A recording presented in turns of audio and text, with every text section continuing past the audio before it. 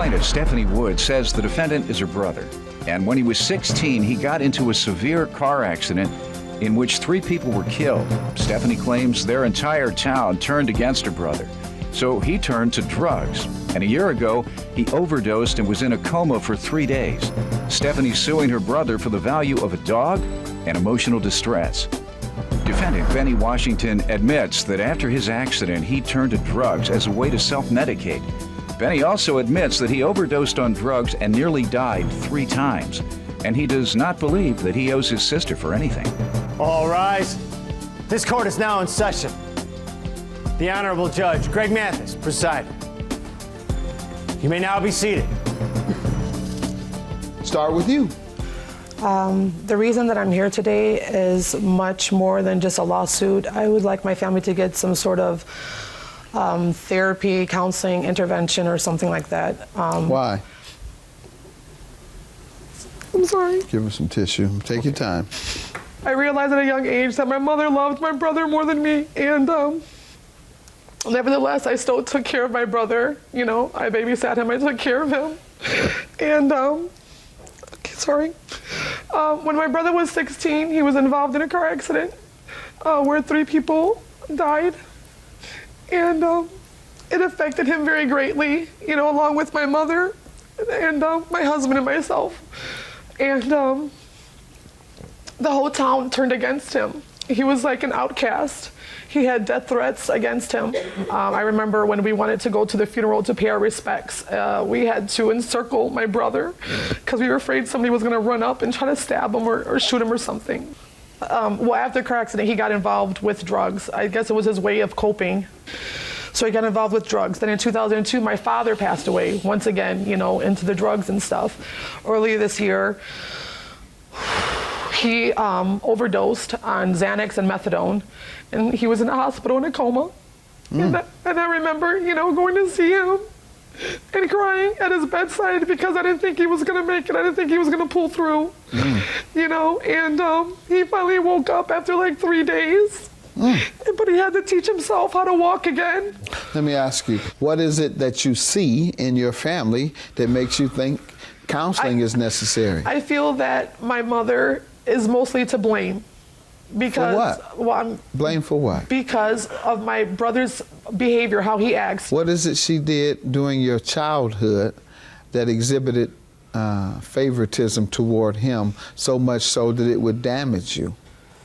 I mean, because that happens in every family. Yeah, every family, one of the children get the impression that the parent likes the other more. Yeah, it's not just my impression. She told my husband and me. She said, I can't help it, I love your brother more. He's a boy. And one day when you have a boy, you will realize that there's nothing between. How old were you when she told you that? I don't know, maybe 4 or 5 years ago. Okay, and so how old are you now? 33. All right, so you were about 29. Tell me when she did it during your impressionable years as a child. He's the one who got the hugs. He's the one that got the kisses. He's the one that got to go out of town with mother. I was left behind all the time. All right. You know. Let me allow your mother to address some of this. You want to come on up, ma'am? Yes, I do. State your name. It's Linda Jensen. You know, because you blaming everything on your mother, I'm not comfortable with that.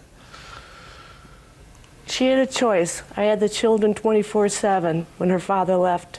My son was 2, she was 7, so she did take on some of the responsibility of being a mom at home for me because I had to work. But me loving her any less is a lie. She's my daughter, she's my flesh and blood. She chose her father to go live with him instead of staying with me. He was then... I was 16. Well, you know that very well. And what has she been saying to you? Before we left, when I had a friend who owned a farm, I would ask her to go with. She didn't want to go with. Holidays, she never wanted to visit me. Okay. My son did. That's how the bond became so tight between us. As I said, young lady, this is common. My 2 brothers are here today. Right there. They messed with me all my life. I was the youngest. The next one was 6 years older. My mother used to say, he's the baby, leave him alone, he's the baby. And they accused me of being spoiled. So did outsiders. Oh, you just spoiled that boy. I got in trouble all the time, just like him. She didn't let me get away with it, though. That's a difference. But my point is, I think I got better treatment than them. Watch them shake their heads. As the baby of many families, Right. Particularly as the family grows, you have more resources. So you didn't have the resources to spend on the older children, but you now have them to spend on the baby. So the older children say, well, I wasn't able to get new gym shoes every school year to go to school. I had to wear my gym shoes for 2 years. But the baby gets them every year because mom is now making more money than she did 6 years earlier. You understand now? You understand that? That's why I gotta move. So, I say that to say, ma'am, don't internalize that so much so that it destroys you. Right. That happens all the time. So, anything else from you before I go to your son? Yeah, I just want to say I bought 21 acres, and of the 21 acres, I gave some to her so she could live, so we could all live as a family. Even type. you gave him more. Oh, he got, yeah. Because he lives Did with you? her. He lives with me. He lives with me. Yes. He 25, lives with still me. living there. Yeah, I see. And He's got to. $180 of cigarettes a month she pays for. I don't. Yeah, well, okay, And that's she what don't she pay told for me. your cigarettes, but I she'll don't pay smoke. for his. I don't smoke, but Well, everything she she pays not for him. treating you Everything. unfairly then. Everything. Yeah. Everything. Start smoking and we'll see if she buys yours. Now, if she doesn't buy yours, then we'll know she's unfair. Man, let's move, boy. Young man, why don't you tell me about some of these tragedies and your destructive behavior? Okay, well, I mean, if I could bring up, I mean, she has burnt me before with a fork. I mean, I've never really hit her, except I can remember once. I hit her once with a little bat. With a baseball bat. A little one. Lightly. Oh, no, he hit me and then he ran out the door and left me for dead. I lightly binked you. No, you and think then I it was jumped light, out the window. Your Honor. I He hit me ran hard. and hid in a tree. I hid in a me tree hard. until she got home. Okay. Ma'am? Sir? Okay. I tried to shoot one of them. All right, so next point. They kept messing with me and I tried to shoot them. Go ahead. Go on to your story, son. Okay, the people she talks about, these were my friends. These were the people that I hung out with every day. This was my girlfriend that I that was my first love. How old were you? I was 16. Yeah, did you receive counseling? I was with counselors and therapists How long? all the time. Over a year. Almost a Over year. like How years.